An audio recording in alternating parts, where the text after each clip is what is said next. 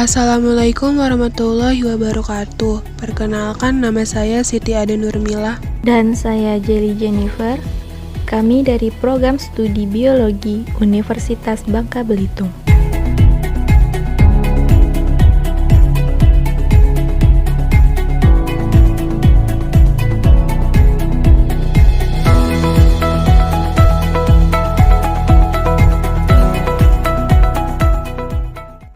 Pengamatan ini dilakukan di Kebun Percontohan Air Nyato PT Timah di Desa Gunung Muda, Kecamatan Binyu, Kabupaten Bangka sebagai lahan bekas tambang. Kebun ini merupakan lahan bekas tambang timah yang mulai dikelola PT Timah sejak tahun 2011. Lahan ini mulai ditanami kelapa sawit. Kemudian pada tahun 2014 hingga sekarang mulai ditanami berbagai jenis tanaman hortikultura secara bergantian. Salah satu tanaman yang ditanam adalah tanaman jagung. Adapun sebagai lahan kontrol atau lahan tidak terganggu, dipilih kebun pribadi milik warga di Desa Air Jukung, Kecamatan Belinyu, Kabupaten Bangka.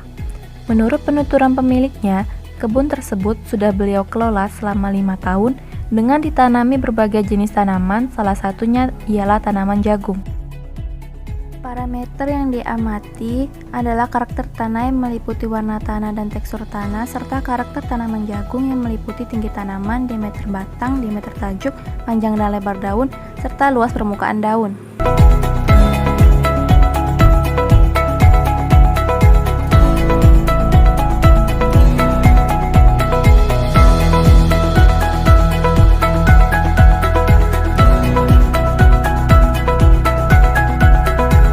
Hasil pengamatan karakter tanah menunjukkan bahwa tanah pada lahan bekas tambang berwarna abu-abu terang atau skala 7. Tanah pada lahan ini adalah tanah pasir bercampur kaolin. Sedangkan tanah pada lahan tidak terganggu atau kontrol berwarna abu-abu gelap atau skala 4. Tanah di lahan ini bertekstur padat, keras, serta berliat. Hasil pengukuran tinggi dan diameter batang menunjukkan bahwa rata-rata tinggi dan diameter batang jagung di lahan bekas tambang cenderung lebih tinggi dibandingkan jagung di lahan tidak terganggu. Hal ini dikarenakan menurut pengelolanya dilakukan pemupukan dengan kompos kotoran hewan pada tanaman jagung di lahan bekas tambang tersebut. Adapun menurut Jainuddin tahun 2015 dalam tulisan berjudul Pengaruh Kombinasi Kompos dan Tanah Bekas Tambang Terhadap Pertumbuhan dan Hasil Tanaman Jagung Kultivar Bisma, kompos dapat memberikan pasokan unsur hara yang tersedia bagi tanaman jagung, sehingga unsur hara tersebut dapat dimanfaatkan tanaman untuk pertumbuhan vegetatifnya seperti tinggi tanaman dan diameter batang.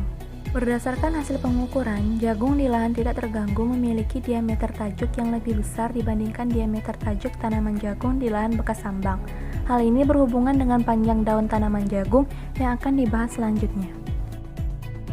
Karakteristik morfologi daun jagung pada lahan pasca tambang dan lahan tak terganggu berdasarkan pengamatan terlihat bahwa rata-rata panjang dan lebar daun jagung di lahan pasca tambang berturut-turut adalah 83,9 cm dan 9,56 cm. Sedangkan rata-rata panjang dan lebar daun jagung di lahan tak terganggu berturut-turut adalah 103 cm dan 9,45 cm. Hal ini menunjukkan bahwa daun pada lahan tak terganggu lebih subur daripada lahan pasca tambang. Warna helai daun jagung pada lahan pasca tambang dan lahan tak terganggu berdasarkan pengamatan terlihat bahwa rata-rata warna helai daun permukaan atas dan permukaan bawah berskala 6, yaitu berwarna hijau tua. Pada daun yang terdapat di lahan pasca tambang terdapat bintik putih dan pada daun jagung yang terdapat di lahan tak terganggu terdapat bercak-bercak coklat lalu mengering. Hal ini menggambarkan bahwa adanya kelebihan pupuk nitrogen. Luas helaian daun yang terdapat pada lahan pasca tambang dan lahan tak terganggu berdasarkan pengamatan terlihat bahwa rata-rata luas helaian daun di lahan pasca tambang adalah 817,2 cm persegi, sedangkan rata-rata luas helaian daun pada lahan tak terganggu adalah 981,8 cm persegi. Hal ini menunjukkan bahwa luas helaian daun di lahan tak terganggu lebih besar dibandingkan dengan luas helaian daun di lahan pasca tambang.